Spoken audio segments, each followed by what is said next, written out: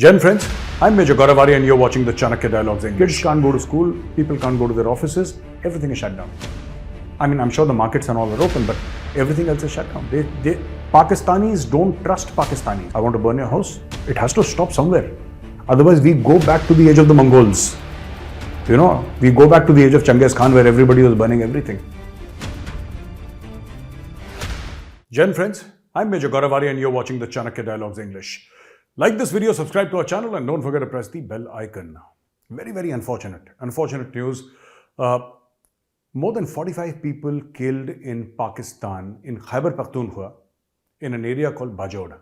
In Bajaur, there was a conference, a meeting of the Jamaatul Ulema Islam, the Fazlur Rahman faction. You know Fazlur Rahman, Maulana Fazlur Rahman. For many, many years, he was the chairman of the Kashmir Committee of Pakistan and he's currently part of the PayTM. You know, his party is part of the People's Democratic Movement, who have elected Shehbaz Sharif as their leader, who's now the Prime Minister. So he's part of that coalition government.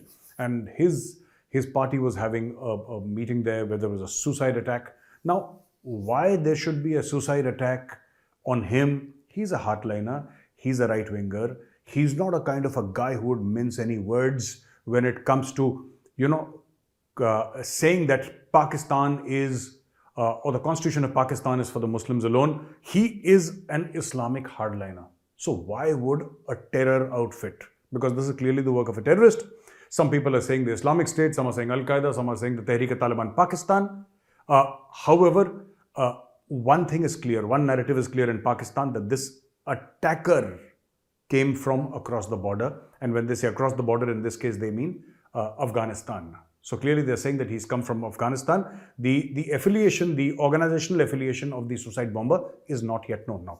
Maulana Fazlur Rahman, you know, he's lost more than 45 people in the blink of an eye. And there are more than 200 people in the hospital. The doctors say that out of the 200 people in hospital, many are critical, many are very serious, as is bound to be the case when there is an explosion, you know. So, ladies and gentlemen, here is what it stands. And I want to sort of analyze this for you a little bit and tell you and put this entire thing in perspective. You see, Pakistan has been wanting strategic depth in Afghanistan for a very long time. And Pakistan has failed. Pakistan always looked at Afghanistan as its fifth province. Pakistan always wanted to control Afghanistan. The Pakistanis are very weak as far as history is concerned. Nobody's been able to control Afghanistan. Those people are uncontrollable. They've been facing invasions from the time of Alexander the Great. So anybody who says that, you know, you can control the Afghans, you can subdue them, the only time that a foreign power was able to absolutely subdue even the Americans, you know, even the Americans, they had a loose alliance with a lot of people. But the only time that the Afghans, to my memory, and I could be wrong, please correct me if I'm wrong. Please correct me and I'm happy to be corrected here. But the last time I remember somebody actually came and sort of planted their flag on Afghanistan was not the Russians, not the Americans, it was Maharaja Ranjit Singh. It was Maharaja Ranjit Singh who flew the flag of the Khalsa army over the fort in Kabul. That is what I know, and if you have additional information, I'll be happy to be corrected. Please write down in the comment section. Now, there are 2-3 things why this happened. You know, first of all, in the previous Corps Commanders Conference, General Asim Munir threatened the Afghan Taliban. Yes, and the entire Pakistani army has been threatening, Khaja Asif, the defense minister of Pakistan, has been threatening the Afghan Taliban that if you don't stop, if you don't get the Tehreek-e-Taliban Pakistan to stop, we will attack you, we will attack you. They've been saying this time and again. It doesn't bode well for a person to be, you know, trying to scare the Taliban or warn the Taliban or threaten the Taliban. It does not end well for that person. And I think this could be, this is my analysis, but this could be one of the reasons that this entire thing backfired. And the past 5 days has seen 3 suicide attacks. The last one, I remember the name of the person. His name was Adnan Afridi and he was a police officer who died in a blast, suicide attack. So that is one thing that happened again in Khyber Pakhtunkhwa. In Khyber Pakhtunkhwa alone, there have been 3 suicide blasts in the past 1 week. So, ladies and gentlemen, this is what it is. I also want to tell you why this is happening. So this is why I mentioned, you know, that these guys were threatening, the Pakistani army were threatening the Afghan Taliban, and that is supposedly one of the reasons why they sort of reacted and did this. And second is that, Chinese Vice Premier He Lifeng is in Pakistan. He Lifeng is in Pakistan. He's the Vice Premier of China, and he's there to celebrate 10 years of the China-Pakistan Economic Corridor. Now, obviously, this China-Pakistan Economic Corridor is a fraud.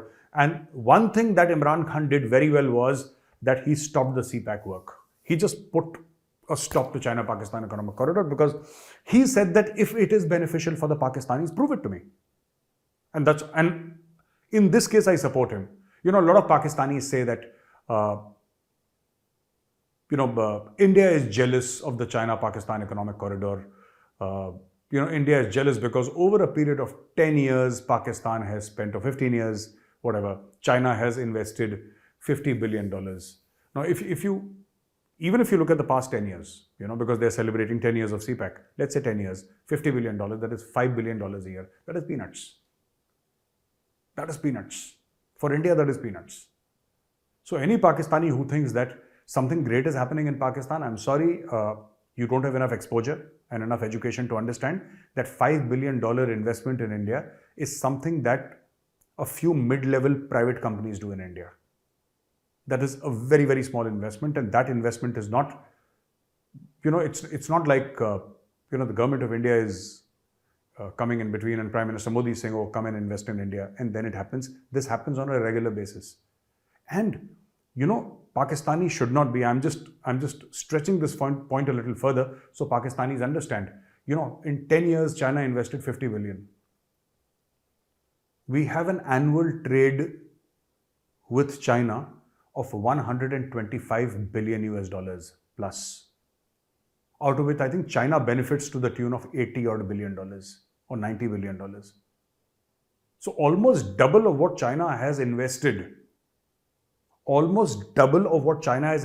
your country in the past 10 years, more than, double that, we almost give away in terms of benefits to China every year. So please Pakistanis don't be under any misconception that, Indians are jealous. We are not. CPEC, if you think it's a great project for you, good for you. But the Baloch are not happy. And now even the Pashtun population is not very happy. Because a lot of Pashtuns are residing. Pashtuns are the majority population in Balochistan. And they have relatives all around. And they're telling people that these people are stealing their livelihood. Earlier, it was only Pakistan that was stealing their livelihood. Today, it is not just Pakistan, it is China who's stealing their livelihood, and Chinese are thieves. The world knows that the Chinese are thieves. They've stolen even the fishes from the oceans near Gwadar. So the fishermen were protesting against the Chinese. So this is what the Lahori Pakistanis have done, unfortunately. This is what the Lahoriyas have done. They have sold Pakistan to the highest bidder. Do this, do that, take this money. Just give us all the cash so that our kids can go and settle in UK and in Canada. That is their entire aim. Pakistan can go in a dustbin or go down a black hole for all they care. So these are two reasons, ladies and gentlemen, that the blast could have occurred. And look at Pakistan. You know what they did? Whenever a premier of a country or a vice premier of a country or somebody senior comes, it's a matter of joy, it's a matter of honor and privilege. And of course, the Pakistanis must be feeling uniquely privileged because nobody ever comes to Pakistan. But here is the catch. They've shut down Islamabad for 3 days. Why would you do that? Kids can't go to school, people can't go to their offices, everything is shut down. I mean, I'm sure the markets and all are open, but everything else is shut down. Pakistanis don't trust Pakistanis. The government does not trust the people don't trust the government. What was the need to shut down your capital city? I mean, what kind of a message are you passing? What kind of a message are you passing? India has certain security curbs in Srinagar for a G20 meeting because it's at one point in time it was a disturbed area. India has a few curbs and Pakistani media goes to town. Pakistani media says, oh, look at India. What did India shut down? Did India shut down schools and colleges? No. Yes, we increased security, but we didn't shut down anything in Srinagar for the G20 meeting. But look at you. You shut down your capital city because one Chinese guy was visiting. Have a heart. I mean, if you don't respect yourself, how do you expect the world to respect you? Now, there's another news from Pakistan, and this is very serious. And I'm still at odds because I can't for my life understand why the Pakistanis would do that. Uh, you know, there was a bill which was, introduced in the Pakistani Senate. It was seeking a ban on violent extremism organizations in the political arena. So they said that any organization that practices violent extremism, that promotes violence, that collects funds for violence, that arms and trains people for violence and all, they will not be able to take part in mainstream politics. I mean, in any other country, this would have been perfectly natural. If you're a violent person, it does not go well with democracy, it does not go well with the rule of law, and you can't take part. But in Pakistan, from the politicians, there was such a great deal of objection that they've had to drop the bill. Now, Senate Chairman Sadiq Sanjarani, on Sunday, he says, I've dropped the Prevention of Violent Extremism Bill, seeking to bar any extremist or violent organization from contesting elections. Now, they will be able to contest elections because, the bill was presented by State Minister Shahadat Awan and their members. Shahadat Awan said that, if you're an extremist, if you're a terrorist, you should not be able to take part in politics in Pakistan. And the Pakistanis turned around and said that, well, that is 99% of us. I mean, that's about all of us. I mean, what do we make? Do we make software? Do we make vehicles? Do we make rockets? AI? Manufacturing? What happens in Pakistan apart from terrorism, apart from violent extremism, apart from radical Islamism? There is nothing else that happens in Pakistan. By saying that you want to ban people who support violent extremism in Pakistan and say that they will not be able to take part in politics, you're saying that 99% of the Pakistanis will not be able to take part in the political process. What the hell is this? So they're saying that they dropped it because it will have far-reaching consequences. If you forbid these people to take part in elections, it will have far-reaching consequences and not the other way around. Stopping them will have far-reaching consequences. And everybody opposed this bill, and people said that, only two political parties, the Pakistan People's Party and Pakistan Muslim League Nawaz, they decided to go ahead with this bill, and we never supported this bill. So this bill has been thrown out. In fact, Maulana Fazlur Rahman, whose party was attacked and 45 people were killed from his party, he was the one who was saying, no, terrorists should be allowed, extremists should be allowed. Maulana Fazlur Rahman was saying. Maulana Fazlur Rahman, the chairman of the Kashmir Committee for quite a number of years. I will request the editor to again show his photograph. Here is this gentleman, popularly in Pakistan known as Maulana Diesel. For some reason, he's known as Maulana Diesel. I'll delve into that perhaps in some other episode, not today, but Maulana Diesel said, no, all these terrorists and extremists must be allowed to contest elections in Pakistan because that is the fun of elections in Pakistan. What are Pakistani elections without a few bomb blasts and a few suicide attacks? It would be such a dry and unhappy place. So, come on guys, let's all go boom. And somebody actually went boom, and I'm not making light of the situation. I'm not saying that this is something that this is condemnable. This is not something that any human being can support. But just imagine this same guy was against this legislation, and he said no, everybody should be allowed to contest elections, even violent extremists. So this is what the violent extremists did to him. Exactly 24 hours later. Just imagine.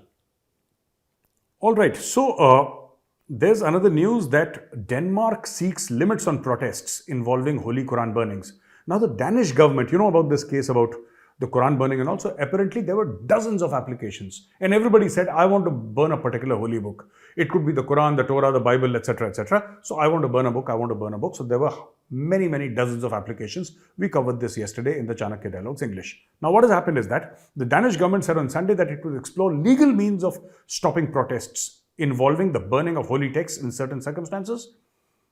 And then the Danish government, I don't know, these guys are really confused. The Danish government noted that the protests have reached a level where Denmark, in many parts of the world across continents, is being viewed as a country that facilitates insult and denigration of the cultures, religion and tradition of other countries. It added that the primary purpose of some of the actions has been to provoke and could have significant consequences. Okay, so both Danish and Swedish Envoys have been summoned in many Middle Eastern countries. I don't know why Pakistan has not summoned it. Obviously, summoning of a European envoy needs spine, which Pakistan does not have. I just want to tell the Pakistanis that you can import BMWs and Mercedes, right? You can import the best of things in the world. But can you import character? Can you import spine? Obviously, no country exports character and spine. That you have to develop yourself. And I think that you have not been able to. Anyway, so I think that Danish people have got it wrong. First of all, understand, burning of any holy book is wrong. It could be the Quran, the Torah, the Bible, or even the Hindu holy books. It's absolutely wrong. I condemn it. You should not do it. The highest possible respect to every holy book, right? Now, the problem with the Danish people is, or the Danish government is, they're saying we will take legal means. Don't take legal means. Don't take legal means. Take parliamentary means. So, rather than saying that, legal means is that somebody will file a case and somebody will do this, no. But the Danish law supports burning of the Quran or any other holy book because there is a right to offend. And there was always a right to offend. For the past many decades in Europe, there has been a right to offend. But now finally some people are getting offended and the Danish people are scared. They're saying that we wanted to offend without you actually getting offended. How does that work? Yeah. If you burn the Quran, there will be a pushback. So rather than lying and saying that there should be legal means to stop it, why don't you have parliamentary means to stop? Why don't you go, the Danish government should go to the parliament and say that this is not okay. Yeah? You can't burn the Quran or some holy book of some person just like that. You don't do it. And there should be a law against it. Because freedom of speech, even in the Indian constitution, it has certain limitations. Everything has limitations. You can't be absolutely free. You're a human being, you're not an animal. There has to be certain societal constraints and legal constraints. Somebody will say that, tomorrow somebody will say that I want to burn your house and it's absolutely fine. It is my right, it is my freedom of expression. I want to burn your property. I want to burn your house. It has to stop somewhere. Otherwise, we go back to the age of the Mongols. We go back to the age of Genghis Khan where everybody was burning everything. Societies don't work like this. So ladies and gentlemen, this is all that I had for today. I hope you enjoyed this video, and if you like this video, press the like button, subscribe to our channel, and don't forget to press the bell icon. Jai Hind, Vande Mataram, Bharat Mata Ki Jai.